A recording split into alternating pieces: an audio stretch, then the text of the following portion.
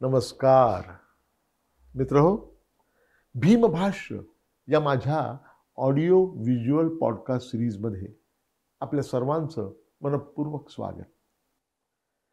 भीमभाष्य या दृकश्राव्य महामालिकेमध्ये महामानव डॉक्टर बाबासाहेब आंबेडकरांची जी बहुआयामी प्रतिभा होती, त्या प्रतिभेचे तब्बल 25 पैलू, तब्बल 25 आविष्कार मी आपल्यासमोर उलगडून दाखवणार आहे. या महामालिकेत प्रत्येकी 20 मिनिटाचा एक असे एकूण 54 एपिसोड्स असणार आहे. आणि या माध्यमातून डॉक्टर बाबासाहेब आंबेडकरांचे विचार, त्यांचं कार्य, त्यांचं तत्वज्ञान आणि विशेष महत्त्वाचं म्हणजे त्यांनी आपल्या देशासाठी जे स्वप्न पाहिलं होतं, ते स्वप्न मी आपल्यासमोर उलगडून दाखवण्याचा प्रयत्न करणार आहे. मित्रहो, चला आपण पुढे जाऊया. आजच्या या 46व्या एपिसोडमध्ये मी भारतीय राज्यघटना किंवा भारताचं संविधान याच्याबद्दल ओळख करून देणारा आणि त्याचं जे प्रिॲम्बल किंवा उद्देशिका जी आहे त्याबद्दल या एपिसोडमध्ये बोलणार आहे. ही आहे आपल्या देशाची राज्यघटना, भारताचं संविधान. तुम्हाला कल्पना आहे का, भारताचं संविधान हे जगातल्या सर्व संविधानाच्या मानानं जास्त मोठं विस्तृत असलेलं संविधान आहे. संविधान सभा स्थापन करण्यात आली नोव्हेंबर 1946 मध्ये आणि जवळ 3 वर्षाच्या अथक परिश्रमांनंतर कॉन्स्टिट्यूशन, भारताचं संविधान तयार झालं. त्याच्यामध्ये 395 अनुच्छेद आणि 8 परिशिष्ट होती आणि ते संमत करण्यात आलं. ते 26 नोव्हेंबर 1949 या दिवशी. आणि नेमक्या 2 महिन्यानंतर म्हणजेच 26 जानेवारी 1950 या महान दिवशी आपला भारत देश हा प्रजासत्ताक झाला. भारताची जी राज्यघटना आहे किंवा भारताचं जे संविधान आहे ते जगाच्या इतर संविधानांची तुलना केली तर केवळ संख्येने किंवा आकाराने मोठा आहे असं नाही, ते अधिक चिरस्थायी स्वरूपाचं आहे. म्हणजे पहा, 3 अमेरिकन तज्ज्ञांनी, त्यांची नावं एल्किन्स, गिन्सबर्ग आणि मेल्टर, या तिघांनी 2009 साली एक पुस्तकाचं प्रकाशन केलं. त्याचं शीर्षक होतं द एन्ड्युरन्स ऑफ नॅशनल कॉन्स्टिट्यूशन्स, म्हणजे काळाच्या कसोटीवर टिकून राहण्याची वेगवेगळ्या संविधानांची क्षमता, असं शीर्षक असलेलं हे पुस्तक होतं. त्या पुस्तकामध्ये त्यांनी 1789 पासून तर 2009 पर्यंत, म्हणजे 2009च्या आधीची 220 वर्ष जगभरात जी जी संविधानं निर्माण झाली होती त्या सगळ्यांचा अभ्यास केला. आणि त्यांनी काढलेला एक निष्कर्ष असा होता की सरासरी टिकाऊपणाची कालमर्यादा जी आहे ती किती असते कॉन्स्टिट्यूशनची किंवा संविधानाची? केवळ 17 वर्ष. आणि आपल्या संविधानाकडे पहा, आपल्या संविधानाला 74 वर्ष पूर्ण झाली आहेत आणि तरीही ते अजून व्यवस्थित कार्यरत आहे. सर्व भारतीयांना एकत्र जोडण्याचं आणि एकत्र बांधून ठेवण्याचं अत्यंत महत्त्वाचं कार्य हे संविधान पार पाडत आहे. तुम्हाला कल्पना आहे का, याच कालखंडामध्ये, म्हणजे गेल्या 74 वर्षाच्या कालखंडामध्ये पाकिस्तान, आपला मित्र देश शेजारचा, यांच्याकडे किती संविधानं आली असतील? 3 संविधानं या कालखंडामध्ये. आणि काही काही वेळा कित्येक वर्ष तर अशी गेली की ज्यावेळी पाकिस्तान या देशाला संविधानच नव्हतं.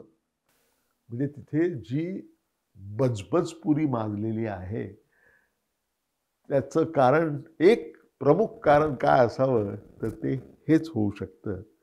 त्याबद्दल जास्त बोलायचं कारण नाही. पाकिस्तानमध्ये जे घडतं आहे ते त्यांच्या कॉन्स्टिट्यूशनमध्ये किंवा कॉन्स्टिट्यूशनच्या अभावामध्ये आपल्याला स्पष्टपणे प्रतीत होताना दिसतं. त्या उलट तुम्ही भारताकडे पहा. दुसऱ्या महायुद्धाच्या समाप्तीनंतर आशिया खंडातले अनेक देश स्वतंत्र झाले. त्या सगळ्या देशांमध्ये लोकशाहीचा प्रयोग करण्यात आला आणि कुठेही लोकशाहीने म्हणावं असं मूळ धरलं नाही. सन्माननीय अपवाद एकच भारत. भारत हे अत्यंत उत्तम उदाहरण आहे की संविधान या देशामध्ये लोकतांत्रिक सरकार कसं मूळ धरतं याचं उत्तम उदाहरण म्हणून भारताचं नाव घेता येईल. खूप पूर्वी म्हणजे आपल्याला स्वातंत्र्य मिळालं त्यावेळी विन्स्टन चर्चिल हे जे ब्रिटनचे पंतप्रधान होते त्यावेळी आणि जागतिक नेते होते, त्यांनी अशी भूमिका घेतली होती की भारतामध्ये लोकशाही टिकूच शकत नाही. हा देश जातीपातींमध्ये, धर्मांमध्ये, भाषांमध्ये इतका विभागला गेलेला आहे की काही वर्षातच इथे लोकशाही तर टिकणार नाहीच, परंतु काही वर्षातच त्याची असंख्य शकलं होतील, कारण इथे लोकशाही रुजूच शकणार नाही, हे त्यांनी म्हटलं होतं. आणि 74 वर्ष झाली आपल्या देशाला प्रजासत्ताक होऊन. आपण काय पाहतो? आपला देश हा जगातल्या सर्वाधिक लोकसंख्या असलेला लोकशाही प्रधान देश म्हणून ओळखला जाणारा देश झालेला आहे. लोकशाहीमध्ये, आपल्या देशातल्या लोकशाहीमध्ये काही मर्यादा असतील, परंतु ही फंक्शनिंग लोकशाही आहे, कार्यप्रवण असलेली लोकशाही आहे. आणि इतर सगळ्या ठिकाणी लोकशाही रुजू झालेली नाही, रुजलेली नाही. अशा पार्श्वभूमीवर भारतासारख्या खंडप्राय देशामध्ये आणि इतक्या वेगवेगळ्या प्रकारे विभागणी झालेल्या देशामध्ये लोकशाहीने मूळ धरलेलं आहे. त्याचं एकमात्र कारण म्हणजे भारतीय संविधान, ज्यामुळे हे सगळं घडलेलं आहे, ज्यामुळे आपल्या देशातले सगळे बांधव एकमेकाला बांधले गेलेले आहेत. आपल्या देशाचं जे संविधान आहे, त्याच्या मागचं जे तत्वज्ञान आहे, त्याच्या मागची जी भूमिका आहे, त्याच्या मागची जी उद्दिष्ट आहे, ती सगळी या संविधानाच्या प्रिॲम्बलमध्ये म्हणजे उद्देशिका ज्याला म्हणतात, त्या उद्देशिकेमध्ये स्पष्टपणे व्यक्त करण्यात आलेली आहेत. ही जी उद्देशिका आहे, प्रिॲम्बल आहे, ते मुळातूनच अत्यंत सुरेख ड्राफ्ट केलेलं ते प्रिॲम्बल आहे किंवा उद्देशिका आहे. हे आपण मुळातच वाचणं महत्त्वाचं आहे असं मला वाटतं. मी तुम्हाला ते वाचून दाखवतो. उद्देशिका. आम्ही भारताचे लोक भारताचं एक सार्वभौम, समाजवादी, धर्मनिरपेक्ष, लोकशाही गणराज्य घडवण्याचा आणि त्याच्या सर्व नागरिकांना सामाजिक, आर्थिक व राजनैतिक न्याय, विचार, अभिव्यक्ती, विश्वास, श्रद्धा आणि उपासना याचं स्वातंत्र्य, दर्जाची आणि संधींची समानता निश्चितपणे प्राप्त करून देण्याचा आणि त्या सर्वांमध्ये व्यक्तीची प्रतिष्ठा आणि राष्ट्राची एकता आणि एकात्मता याचं आश्वासन देणारी बंधुता प्रवर्धित करण्याचा संकल्पपूर्व निर्धार करून आमच्या संविधान सभेत आज दिनांक 26 नोव्हेंबर 1949 रोजी याद्वारे हे संविधान अंगीकृत आणि अधिनियमित करून स्वतःलाच ते अर्पण करत आहोत. हे आहे भारताच्या संविधानाची उद्देशिका. ही अशी आहे.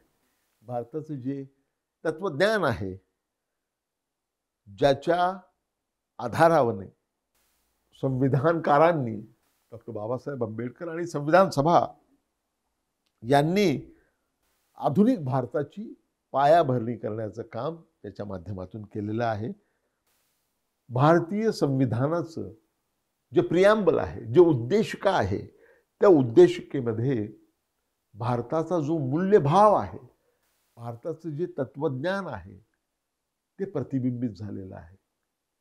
ज्या मूल्यांवर आधारित नवसमाजाची, नवभारताची निर्मिती करायची, त्याची ती मुहूर्तमेढ रोवणारी उद्देशिका आहे.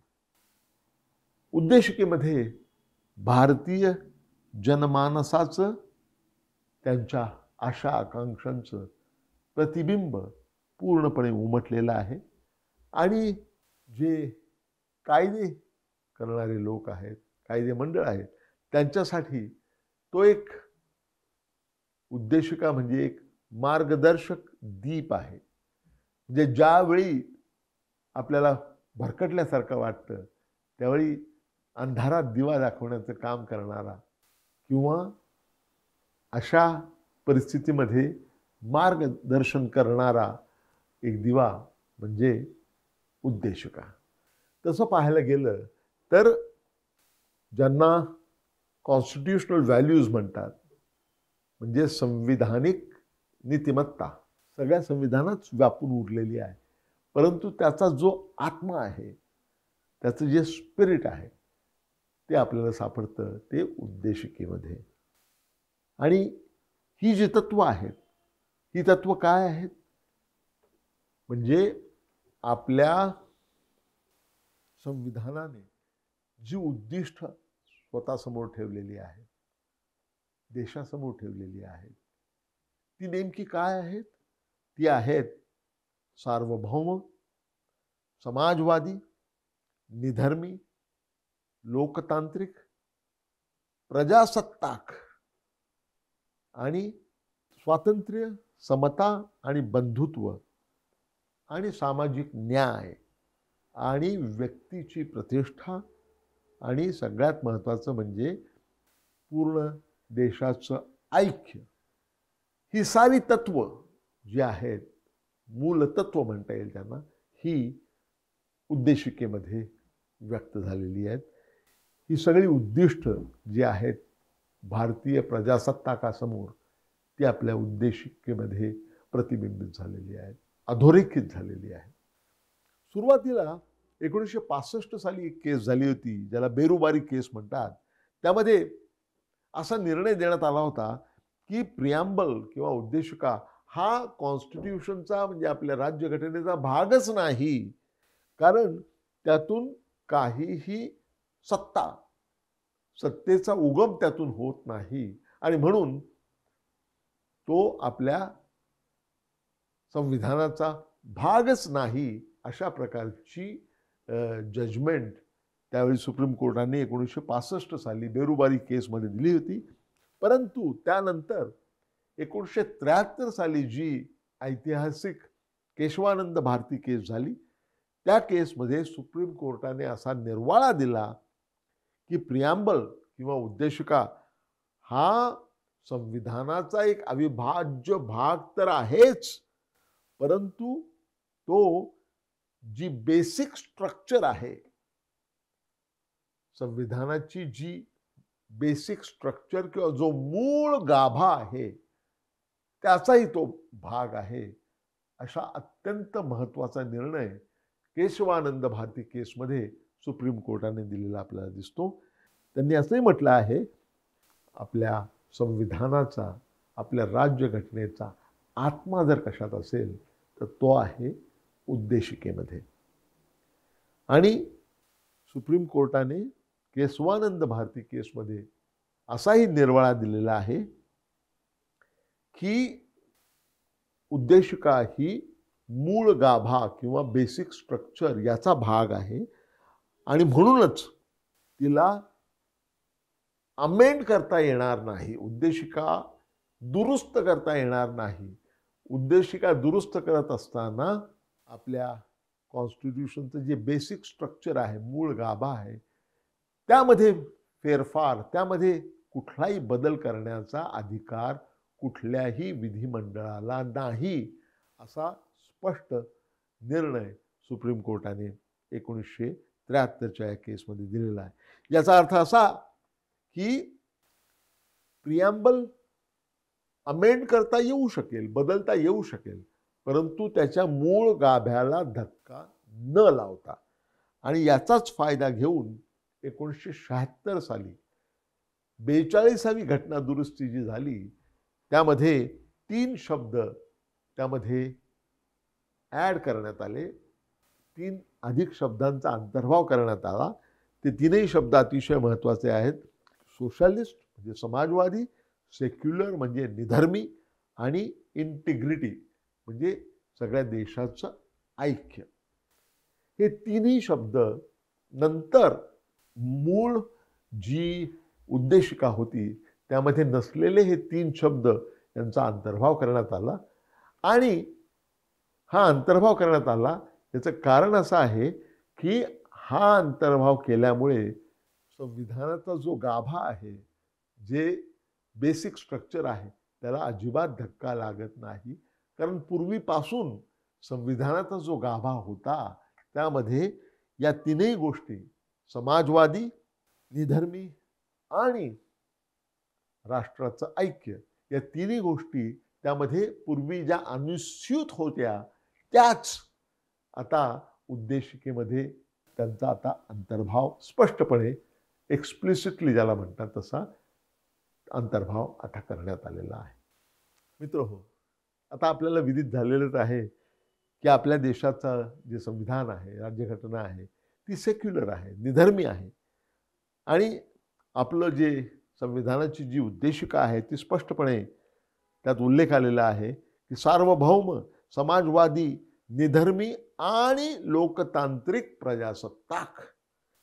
खूप लोकांना ठाऊक आहे की सेक्युलर किंवा निधर्मी हा शब्द हा 1976 साली संविधानामध्ये दुरुस्ती करून 42वी दुरुस्ती करून त्याचा अंतर्भाव करण्यात आला.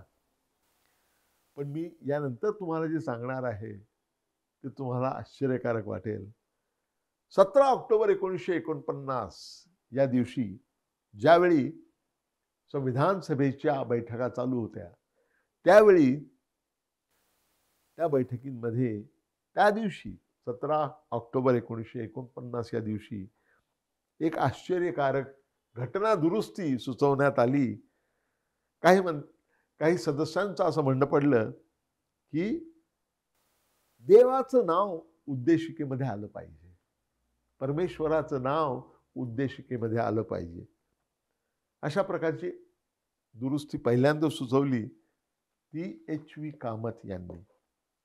त्यांनी असं म्हटलं होतं की उद्देशिका जी आहे तिची सुरुवातच अशी झाली पाहिजे, in the name of God we the people of India. म्हणजे देवाचं नाव घेऊन आम्ही भारतीय लोक, पुढे बाकीचं सगळं. अनेक सदस्यांनी श्री कामत यांना विनंती केली की तुम्ही देवाचं नाव उद्देशिकेमध्ये घेण्याचा आग्रह धरू नका आणि आपल्या सगळ्यांचीच तुम्ही कुचंबणा करू नका. कारण आपल्या संविधानामध्ये आपण जे विचार, अभिव्यक्ती, विश्वास, श्रद्धा आणि उपासना याच्या स्वातंत्र्य आपण प्रदान करत असताना तुम्ही देवाचं नाव उद्देशिकेमध्ये घेणं हे विसंगत असणार आहे. परंतु कामत हटालात पेटले होते. त्यांनी अमेंडमेंट रेटून न्यायचा प्रयत्न केला. मग शेवटी त्यावर मतदान घ्यावं लागलं. परमेश्वराचं नाव उद्देशिकेमध्ये घ्यावं या बाजूने फक्त 41 मतं पडली आणि विरुद्ध बाजूने 68 मतं पडली आणि तो ठराव फेटाळला गेला. ती दुरुस्ती फेटाळली गेली. लगेच दुसरी घटना दुरुस्ती सुचवण्यात आली. ती प्रोफेसर S.L. सक्सेना यांनी असा आग्रह धरला की परमेश्वराचा तर उल्लेख पाहिजेच, परंतु त्याच्याबरोबर महात्मा गांधींचा उल्लेख उद्देशिकेमध्ये झाला पाहिजे.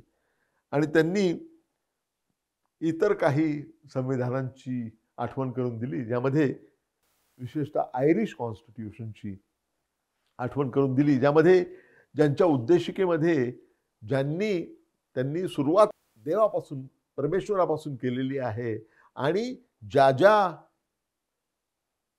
लोकांनी हौतात्म्य पत्करलं त्यांची सुद्धा नावं त्यामध्ये आलेली आहेत त्या उद्देशिकेमध्ये, परंतु तो प्रस्ताव सुद्धा बारगळला गेला.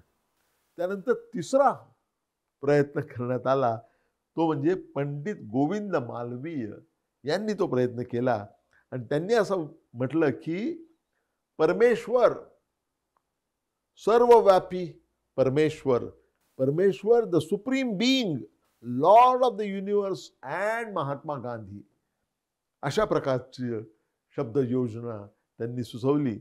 परंतु आधी जे घडलं होतं त्या परिप्रेक्षामध्ये संविधान सभेच्या अध्यक्षांनी ती संमत केली नाही आणि ती दुरुस्ती सुद्धा त्याचाही मागे घ्यावी लागली.